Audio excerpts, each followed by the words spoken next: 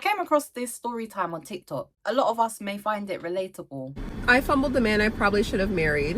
And I'm making this post so that y'all don't do the same thing that I did. This is an accountability post. I met him on Hinge, and this was back when the algorithm was working a lot better, and it was like 2022, I believe. I didn't like his profile. I just knew he was gonna like me, and the next day he did. Normally I name names, but just in case he has a new girl and they're at peace, I don't want to disrupt his situation, so I'm not gonna name his name. But anyway, we met up quickly, we went on a date, and we ended up being like glued to each other pretty fast. We were like in a relationship within like a month, I believe. He locked it down. He was not trying to see me single. This man was fine. He was like 6'3", buff, long hair. He looked like Roman Reigns. Society would easily give him a 9, easily. And if you know me, you know who I'm talking about. But frankly, his looks were pretty irrelevant, honestly. He actually was very kind, very sweet, very empathetic, very emotional, very in tune with his emotions, but also quite emotional. And, you know, he just had a lot of very positive traits. The number one being, he did not play about me at all. We went to brunch with his brother and sister-in-law, and they were kind of cold, like not really like, I don't know, warming up to me. And he called that out immediately. He was like, absolutely not. When his brother was not trying to get to know me after like we had met, he was like, can you put more effort in with Britt? Like, that's my girl. Like, put some respect on Britt's name. Like, he did not play about me at all. I had never in my life dated a man like that. I had never dated a man who was on my side. Like, who, like, I don't know, defended me. I've never had that before. He also impressed my parents. My mom liked him a lot. She said I broke his heart, and honestly, I agree. But yes, my parents liked him a lot. So we dated for like 6 months, and I kept feeling like something was just missing throughout the relationship. Like, something just felt like it was missing. And I would communicate that to him, like, oh, I like you a lot. I love you, but like, something's just missing. And I didn't know what it was, and this poor guy was just doing his best to try to figure out what was missing, like trying to make adjustments, but like he just couldn't figure it out, and neither could I, because I didn't have the self-awareness that I have now. What was missing was chaos. No matter how many adjustments he was willing to make, he couldn't adjust himself to become a chaotic, toxic man when he just wasn't that.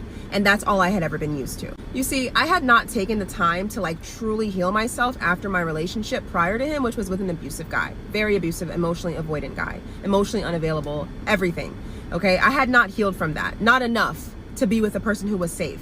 Let me pause it there. When you've experienced certain relationships, like she is saying, it's almost like it's the too good to be true syndrome, because you've been through chaotic, traumatic relationships with other people, and you've kind of like learned or settled for that type of behavior as normal. And so you meet somebody who actually is amazing. This person is everything that you need, and somehow you just feel a big sense of unworthiness. What I've been used to has been trash. But even more so, I feel like this sort of experience, you haven't gone through a complete healing process. And so you are still operating from a place of the traumas. And as a result of that, you end up like deflecting the outcomes of your experiences onto somebody else. They're not the person at fault. Don't get me wrong. Everybody is not perfect. We all have our flaws. But in terms of like real red flags, like there's not any red flags with them. And it's like you start looking for things to go wrong based on your past experiences. And why do we think that? Because we haven't healed sufficiently. Don't get me wrong. The traumas and our experiences are never going to disappear completely. You're never going to forget what has happened to you, etc. But there's a difference between living from those experiences in present day in comparison to using them as reference points so that you avoid those sort of experiences in future. That said, I cannot say that I have been in this type of situation, okay, because I have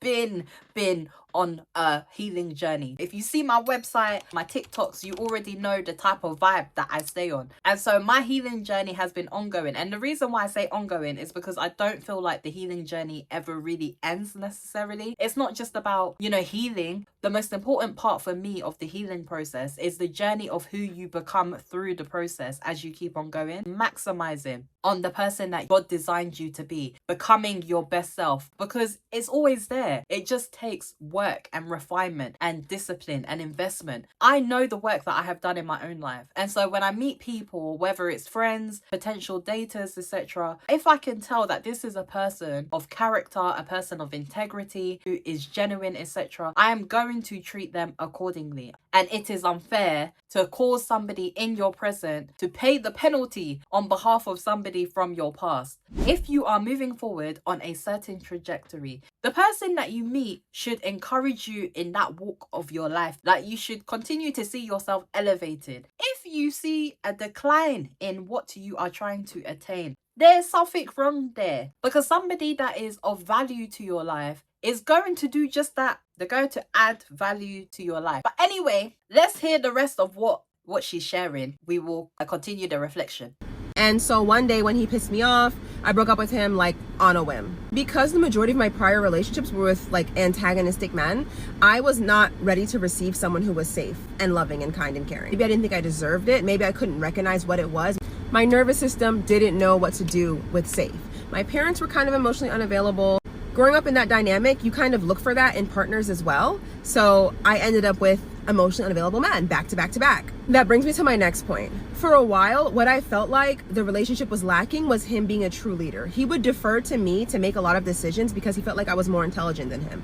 He would want me to like plan stuff. He would want me to just like make a lot of choices that I felt like the man should make. And I just didn't want to do that. I wanted like a leader in the way that I saw leader, how I viewed it. But like knowing that he has weaknesses and that I have strengths, and then deferring to me where he's weak and letting him take the reins where he's strong is leadership. Like, okay, he could lead when it comes to protecting and providing and whatever, but he may have needed help with planning and stuff that he's not so good at. But I just couldn't see that at the time because I was dumb. I thought I needed 10 out of 10 boxes checked. But relationships are not found, they are built. Soulmates are built. Boxes can be built. If the person is at 7 or 8 and the last 2 need some work, you can meet them halfway. They can meet you halfway. Adjustments can be made. You don't have to break up. So though he had 8 of my 10 boxes, I was still too traumatized to accept him. I couldn't regulate my own nervous system fully yet. I had gotten to that point at 25 and met a very abusive man at 26, and I lost all my progress. So I still needed chaos, and I ruined it.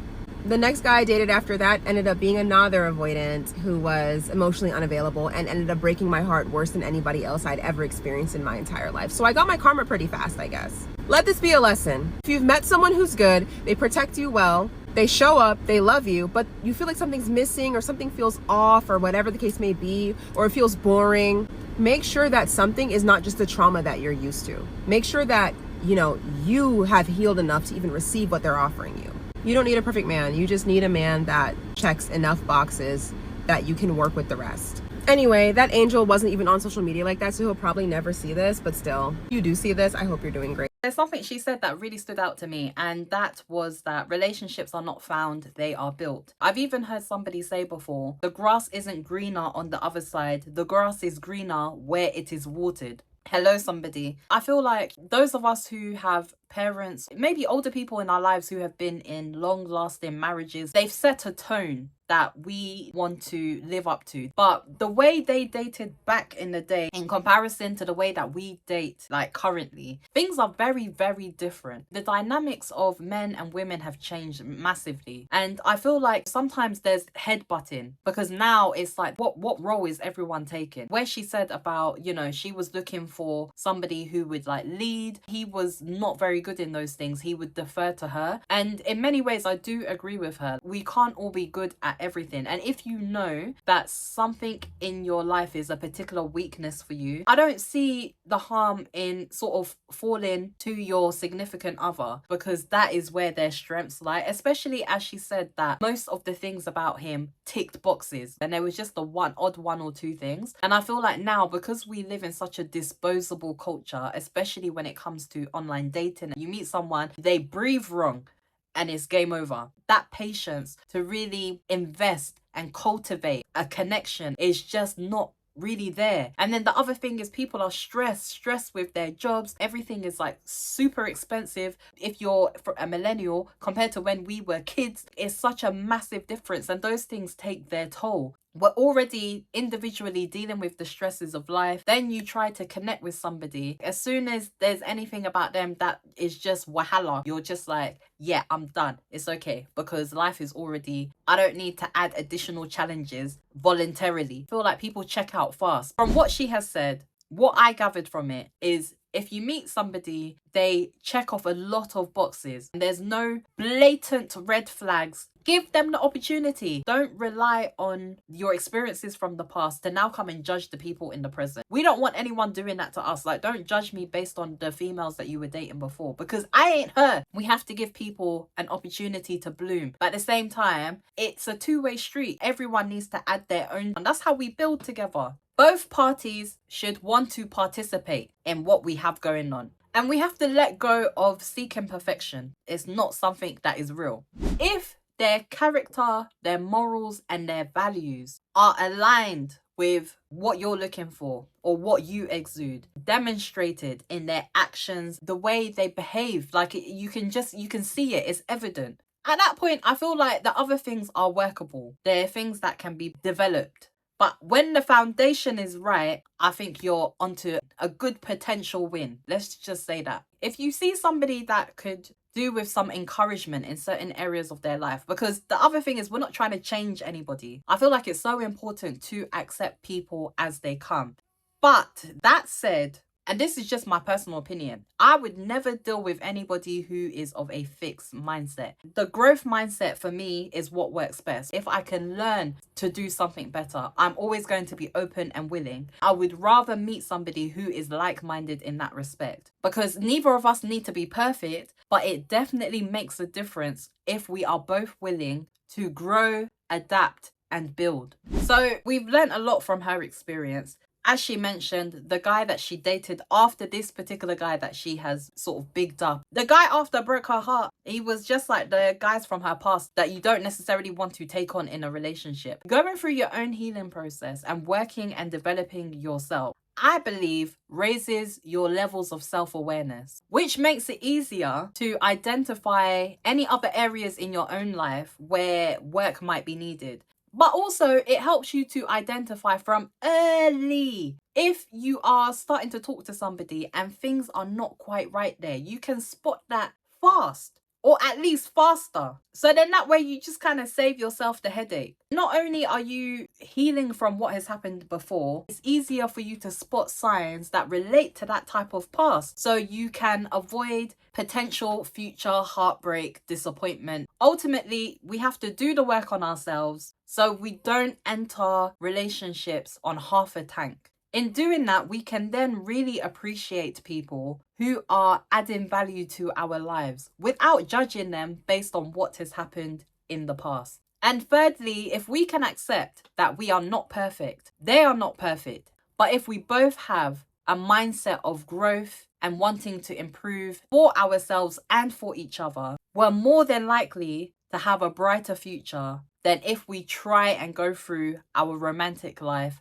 ignoring all of those type of things. Work on yourself and have a heart that is open to receiving what is meant for you. Do not let your blessings pass you by. It's a bright new day. You're here with your girl, Miss Annie J. I'm gonna give them what they want, cause I came to slay. And nothing's ever gonna take my joy away. I'm about that life.